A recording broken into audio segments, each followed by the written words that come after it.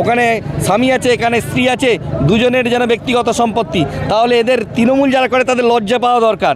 তাদের কি দক্ষতা যোগ্যতা কিছু নেই? ওনারা স্বামী স্ত্রী যোগ্য হয়ে উঠেছেন, দুজনেই এমএলএ হবেন, আর বাকি তৃণমূলের নেতারা এখানে কি করছেন? ঘাস চিচ্ছেন নাকি? এই সরকার শুধু দুর্নীতি পরায়ণ সরকার। এই সরকার মানুষের চোখের জলের সরকার। পশ্চিমবঙ্গ সরকার যাবতীয় ওখানকার যে যোজনা নাম পরিবর্তন করে চালিয়েছে। দিদি বলেছিলেন ডবল ডবল চাকরি দেবেন, সেখানে একটা চাকরিও ঘুষ দিয়ে পেয়েছিল। আজকে হরিপাল হসপিটাল কদিন আগে তৈরি হয়েছে, ঝাঁ চকচকে হসপিটাল, তার মধ্যেই ফাটল ধরে গেছে দেওয়ালে। মাত্র যে সততার প্রতীক বলে বিভিন্ন জায়গায় উনি স্ট্যাম্প লাগিয়ে ঘোরা বেড়াচ্ছেন, উনি আদৌ সততার প্রতীক নয়। ওনার যে ভাই আছে, ওনার যে চেলা চামুন্ডা আছে, সব দুর্নীতিগ্রস্ত, সব দুর্নীতিগ্রস্ত। আপনারা তো আগের বারে দুবার ছিলেন, কি করেছেন? কটা স্কুল তৈরি করেছেন? স্কুলগুলো বন্ধ হওয়ার মুখে। বিরোধীতে আমরা সরকার পক্ষকে জানাচ্ছি, আপনারা অপারগ, আপনারা এতদিন থেকে কোনো কিছুই করতে পারেনি। হরিপালবাসী দেবে, তারা বহিরাগত চায় না নিজের ঘরের মেয়েকে চায়? ওদের স্লোগান বাংলা নিজের মেয়েকে চায়, হরিপাল নিজের মেয়েকে চায়, হরিপাল। তবে এই শক্ত ঘাঁটি ভেঙে চুরমার হয়ে যাবে, মানুষ ওদের পাশে নেই। বহু প্রত্যন্ত গ্রামের মধ্যে, পাড়ার মধ্যে জলের ব্যবস্থা নেই। তৈরি রাস্তাকে মাঝখান দিয়ে ফাটিয়ে ছেড়ে দিয়েছে, জল দেয়নি। 100টা বেড, কোনো ডাক্তার নেই, কোনো চিকিৎসা ব্যবস্থার উন্নতি নেই। পশ্চিমবঙ্গ বিধানসভা নির্বাচনের শুরু হয়ে গেছে। বাংলার সিংহাসন কার দখলে থাকবে সেই নিয়ে ভোট যুদ্ধ লড়াই জমে গেছে। প্রতিটা প্রার্থী জোর কদমে একদম ঝড়ের গতিতে প্রচার চালিয়ে যাচ্ছেন। এই মুহূর্তে আমরা আছি হরিপালে বিজেপি প্রার্থী মধুমিতা ঘোষের সাথে। ওনার সঙ্গে আমরা কথা বলবো, জেনে নেবো উনি কী বলছেন। দিদি, আপনাদের কাজের প্রথম, মানে আপনারা জয়ী হলে প্রথমে কি করবেন হরিপালের জন্য? প্রথমে মানুষকে বাঁচতে গেলে যাতায়াত ব্যবস্থা, প্রতিটা গ্রামে ঢুকে আমি প্রচার করতে গিয়ে দেখেছি বহু প্রত্যন্ত গ্রামের মধ্যে, পাড়ার মধ্যে জলের ব্যবস্থা নেই। তৈরি রাস্তাকে মাঝখান দিয়ে ফাটিয়ে ছেড়ে দিয়েছে, জল দেয়নি, মানুষকে মেরে ফেলার চক্রান্ত।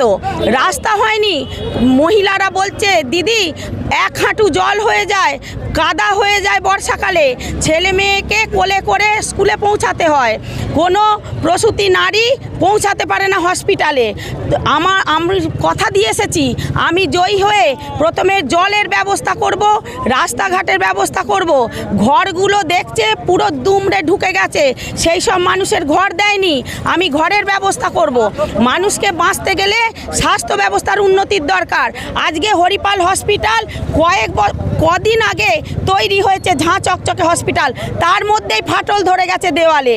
মাত্র 100টা বেড, কোনো ডাক্তার নেই, কোনো চিকিৎসা ব্যবস্থার উন্নতি নেই। আমি তার পরিবর্তন করতে চাই। কোনো পেশেন্ট যদি, মুমূর্ষ রোগী যদি আসে, তাকে ভর্তি করার আগেই প্যাড নিয়ে বসে যান যে তাকে রেফার করার জন্য, সেটা যেন না হয়। এখানে অপারেশন থিয়েটার দরকার। মানুষ এক জায়গা থেকে আর এক জায়গায় পৌঁছানোর আগেই রাস্তায় মারা যায়, সেটা যেন না হয়, সেটা দেখব। বিরোধী অভিযোগ হচ্ছে, বিরোধী যে মানে তৃণমূল যে প্রার্থী আছে বহিরাগত, এ নিয়ে আপনার মতামত কি? তার মতামত আমার থেকেও হরিপালবাসী দেবে। তারা বহিরাগত চায় না নিজের ঘরের মেয়েকে চায়? ওদের স্লোগান বাংলা নিজের মেয়েকে চায়, হরিপাল নিজের মেয়েকে চায়, হরিপাল হরিপাল। এই তো উত্তর পেয়ে গেছেন, আবার কি বলবো? ওনারা প্রতিশ্রুতি দিচ্ছেন যে জয়ী হলে এরপরে 2টো স্কুল হবে, স্টোর হবে এবং নতুন বাস স্ট্যান্ড হবে। এর 10 বছর কাজ করছেন, এখনও তো হয়নি, কি বলবেন? ওনারা তো আগের বারে দুবার ছিলেন, কি করেছেন? কটা স্কুল তৈরি করেছেন? স্কুলগুলো বন্ধ হওয়ার মুখে। না এসএসসি না প্রাইমারি স্কুলের টিচার নিয়েছে, যদিও বা নিয়েছিল তাতেও 26,000 চাকরি চলে গেছে। আমাদের দিদি বলেছিলেন ডবল ডবল চাকরি দেবেন, সেখানে একটা চাকরিও ঘুষ দিয়ে পেয়েছিল। প্রথমে প্রত্যেকটা বাবা মা তার ছেলে মেয়েদের প্রাইমারি স্কুলের জন্য পিটিটিআই ট্রেনিং করিয়েছে লাখ লাখ টাকা দিয়ে। তারপর চাকরি পাওয়ার জন্যে 10 লাখ 20 লাখ টাকা ঘুষ নিয়েছে, তার ওপর পেটে লাথি মেরেছে। এই শিক্ষক শিক্ষিকাদের পেটে, তাহলে তার উত্তর ওরা দিয়ে দিয়েছে তো। চাকরি কোথায়? চাকরি এত বছর এখানে রাজত্ব করছে, কোনো শিল্প নেই। আমাদের সিঙ্গুরে যে রতন টাটার শিল্প হওয়ার মুখে ছিল, বহু যুব সমাজ চাকরি পেত, বহু ছেলে চাকরি পেত, অন্য সংস্থান হতো, তাকে তাড়িয়ে ছেড়েছে এই সরকার। শুধু দুর্নীতি পরায়ণ সরকার এই সরকার, মানুষের চোখের জলের সরকার। এই সরকার কোনো ভালো কাজ করতে পারে না, মিথ্যে প্রতিশ্রুতি দিচ্ছেন ওরা। আপনারা প্রচারে বেরোচ্ছেন, মানুষের সাড়া কেমন পাচ্ছে? প্রচুর সারা। ওরা সঙ্গে করে যে লোকগুলোকে নিয়ে ঘোরে, সেই লোকগুলো পাড়ায় পাড়ায় মোড়ে মোড়ে মধুমিতাদির জন্য দাঁড়িয়ে থাকে। তাদের স্লোগান আমাদের বলতে হয় না, আপনারা সোশ্যাল মিডিয়ায় দেখে নেবেন। তারা স্লোগান দেয় জয় শ্রীরাম, জয় শ্রীরাম, জয় শ্রীরাম। বিরোধী হিসেবে কাকে দেখছেন? অবশ্যই তৃণমূলকে। তৃণমূল যত দুর্নীতি তো তৃণমূলের মধ্যেই হয়েছে, ওপর থেকে নিচে পর্যন্ত সব দুর্নীতি। কোন দপ্তরে কোন কাজটা করতে গিয়ে দুর্নীতি করেনি সেইটা খুঁজে বের করতে হবে। মানে খুঁজে বের করতে হবে না দুর্নীতি কোন কিসে করেছে, কিসে করেনি, সেটা মনে হয় সেই চালুনি দিয়ে খুঁজে খুঁজে বার করতে হবে। দাদা, আপনার নাম? আমার নাম সুশান্ত কুমার বেহরা, ভারতীয় জনতা পার্টির আরামবাগ সাংগঠনিক জেলা সভাপতি। কেন আপনাদের ভোট দেবে মানুষ? মানুষ আমাদেরকে ভোট দেবে। মোদী সরকার এই 15 বছরে যে সমস্ত জনকল্যাণমূলকগুলো কাজ করেছে, সেই কাজগুলো এখানে ইমপ্লিমেন্ট করতে দেয়নি। এই পশ্চিমবঙ্গ সরকার যাবতীয় ওখানকার যে যোজনা নাম পরিবর্তন করে চালিয়েছে।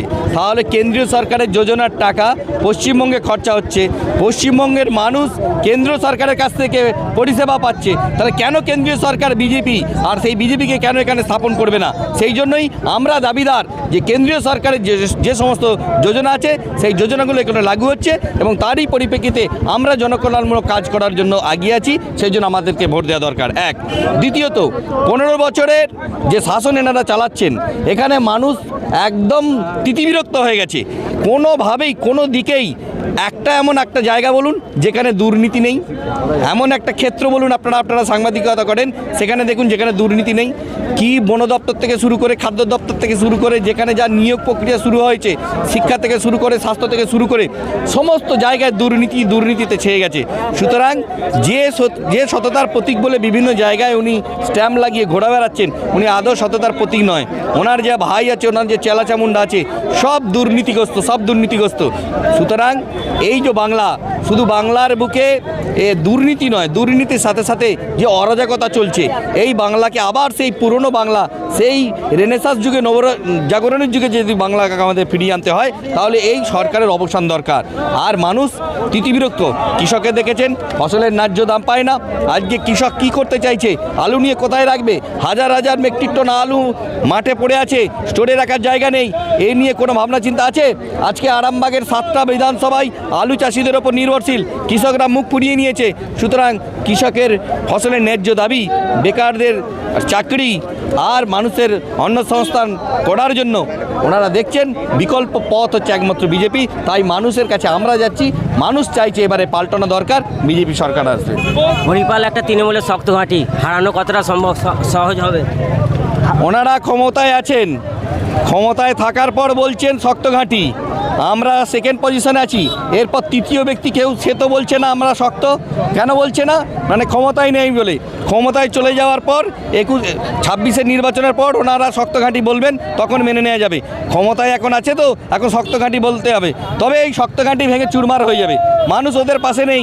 যে সিঙ্গুরের কারখানাকে কেন্দ্র করে ওনারা ক্ষমতায় এসেছিলেন, বাংলায় সরকার প্রতিষ্ঠা হয়েছিল, সেই সিঙ্গুরের কি বর্তমান স্থিতি আছে আপনারা সকলেই জানেন। আমি একটা ছোট্ট নমুনা আপনাদের তুলে দিলাম। সুতরাং এই সরকার অবিলম্বে পতন দরকার। মানুষ চাইছে এই সরকারের পতন হবে, এই ঘাঁটি ফাঁটি সব শেষ হয়ে যাবে। এরা তো পরিবার কেন্দ্রিক চালাচ্ছে, ওখানে স্বামী আছে, এখানে স্ত্রী আছে, দুজনের যেন ব্যক্তিগত সম্পত্তি। তাহলে এদের তৃণমূল যারা করে তাদের লজ্জা পাওয়া দরকার। তাদের কি যোগ্যতা কিছু নেই? ওনারা স্বামী স্ত্রী যোগ্য হয়ে উঠেছেন, দুজনেই এমএলএ হবেন, আর বাকি তৃণমূলের নেতারা এখানে কি করছেন? ঘাস চিচ্ছেন নাকি? এ তো তৃণমূলের লজ্জা, পার্টির লজ্জা। এরা একটা পরিবারকে 2টো আসন দিয়ে রেখে দিয়েছে। সুতরাং শক্ত ঘাঁটি বলে কিছু নয়, শক্ত ঘাঁটি তখনই বোঝা যাবে যখন ক্ষমতা থেকে সরে যাবে। এখন ওইরকম বলতে হয় বলি, ওদের থেকে বেশি শক্ত ঘাঁটি আমাদের এই পথ দেখুন, আমাদের লোকজন দেখুন, মানুষ এখন বিজেপিকে চাইছে, সুতরাং পরিবর্তন একটা দরকার। এই ভোট যুদ্ধে বিশেষ বার্তা কি দেবেন বিরোধীদের? আমরা বিশেষ বার্তা বিরোধীদের এটাই বলতে চাইছি, তোমরা এতদিন যে রাজত্ব করে যা কাজ করেছো তার হিসাব আমাদেরকে দিতে হবে। আমরা পাই টু পাই তার হিসাব আমরা বুঝে নেব। আর যে যে জায়গায় তোমরা এখনো পর্যন্ত দুর্নীতির একটা ছাপ রেখে গেছো, সেই দুর্নীতির ছাপগুলো আমরা পুঙ্খানুপুঙ্খভাবে দেখব যে তোমরা কি করেছো না করেছো। আজকে আমরা যে সমস্ত মানুষ আছে, সাধারণ মানুষ, জনগণকে আশ্বাস করছি যে দিদি যেটা বলেছেন, মানুষের যে মৌলিক চাহিদা সেগুলো আমরা প্রথমেই মেটাবো। মানুষ যেটা চাইছে, মানুষের যেটা পরিষেবা দিতে ওনারা ব্যর্থ হয়েছেন, সেই পরিষেবা আমরা দিয়ে আমরা শাসন ক্ষমতায় আসতে চাইছি। অর্থাৎ জনকল্যাণমূলক কাজের মধ্য দিয়ে আমরা এখানে মানুষের কাছে ভোট চাইছি। বিরোধীতে আমরা সরকার পক্ষকে জানাচ্ছি, আপনারা অপারগ, আপনারা এতদিন থেকে কোনো কিছুই করতে পারেনি। আপনি একটু আগে বললেন যে ওটা দুটো স্কুল করবে, এটা করবে, স্কুল করে কি করবে? সেখানকার ছেলেদের চাকরি তো দিতে পারবেন না, ওখান থেকে নিয়ে বাসে করে বাচ্চা ছেলেদের নিয়ে মিটিংয়ে যাবে না, সেই জন্য স্কুল করলে সুবিধা হবে। স্কুল তো রয়েছে, সেই স্কুলের উপযুক্ত শিক্ষক আছে কি? সেখানে শিক্ষক নেই। আপনারা রেশিওটা একবার ভালোভাবে দেখুন, সেখানে আর 1:200 হয়ে গেছে। মাস্টারও নিয়োগ করতে পারে না, ছাত্র সংখ্যা বেশি আছে, আবার কোনো জায়গায় ছাত্র সংখ্যা কম, সেখানে মাস্টার বেশি, এই রকম পরিস্থিতি চলছে। সুতরাং আমরা চাইছি এই সরকারের পতনই একমাত্র শেষ কথা বলবে, আর এই শক্ত ঘাঁটি ভেঙে চুরমার হয়ে যাবে আগামী 26শে নির্বাচনে।